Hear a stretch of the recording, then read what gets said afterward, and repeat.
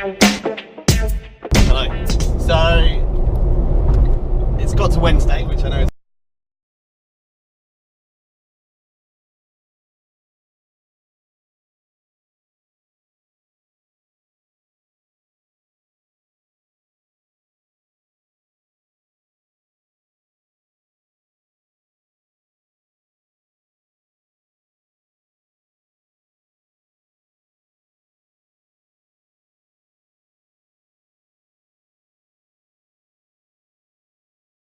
San Marino for a couple of days. Live up life with the rich and famous that live there. What drew you to international teaching? So international teaching, why would I want to go? I tried to get a job in Devon, down in Plymouth, where I'd done my teacher training, and it became very difficult. It was ridiculous. In Plymouth itself, we had one of the head teachers come in at one point and say that he had 90 people apply for one teaching job. So I knew at that point it was going to be very difficult to get a job. I applied for 6-7 jobs, had about 6 interviews, and never got the job, all down to experience. So then I thought, if I'm going to have to move, why move in England?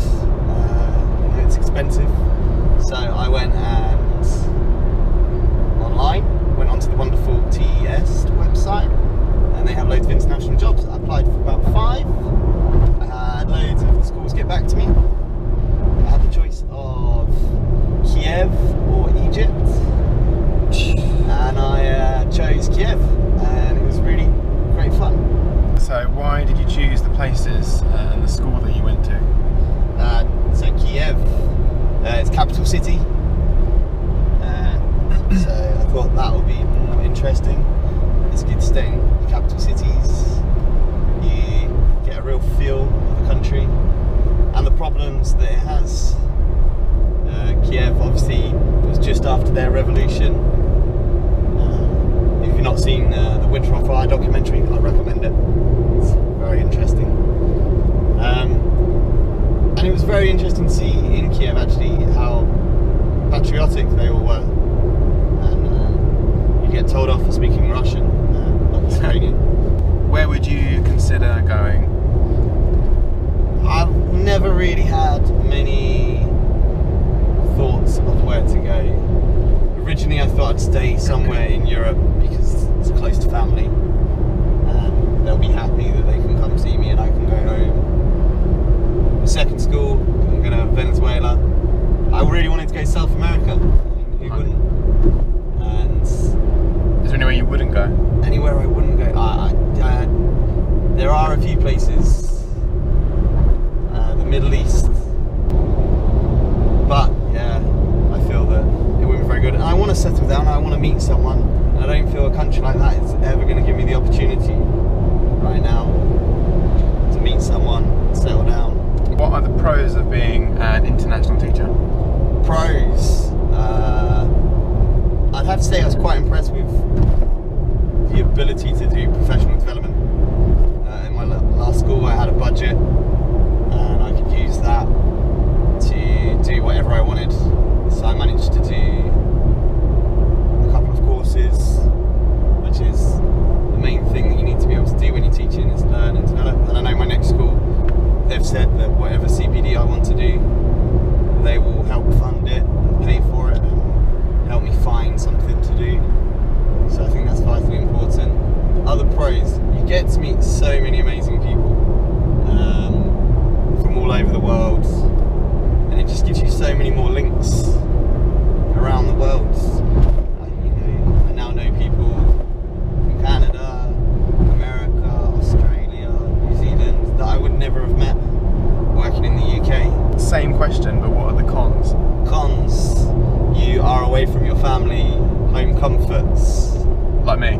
Like Tom, best mate. Don't get to see him very much anymore.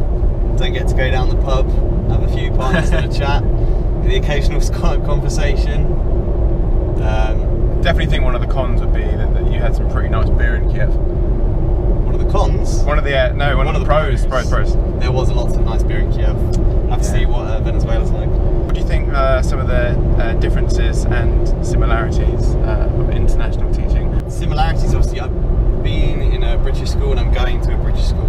Both of them loosely following, well, my next school is following quite heavily the British curriculum and the structure of teaching, which I feel is important, although, as we all know, some of it won't really work, such as history. I don't think Venezuelan children need to know about the history in UK. British history. You teach British history in Venezuela? I think we're going to be. I'm not sure yet. We'll have to find out. Oh, interesting. So that's similarities. I mean, it follows the curriculum, same style of sort of planning, although just like in the UK, they're moving more and more towards cross-curricular, which is I find a really good way of teaching. The IB PYP is quite a cross-curricular way of teaching, although it's very tough. You have to put more legwork in to do the planning, but once you've done it, you can come up with some really amazing lessons in teaching and learning. The differences, I'd have to say sometimes there can be more support with your planning. I know in an IB PYP school you have your PYP coordinator, and I'm sure David will tell you a lot more about those, because that's what he's going to be doing. There's always people to help you, and I sort of feel that people are more willing, although I can't really compare it too much as I've not taught in UK schools. Which means you're going to have to do it at some point, probably. Yeah. And have to. But I've spoken to loads of friends in the UK, and some schools are very good at sharing things like planning, and some schools are quite strict on it and have to do all your own planning. Okay, and then your last question is, what is your fondest memory over the last 2 years of teaching?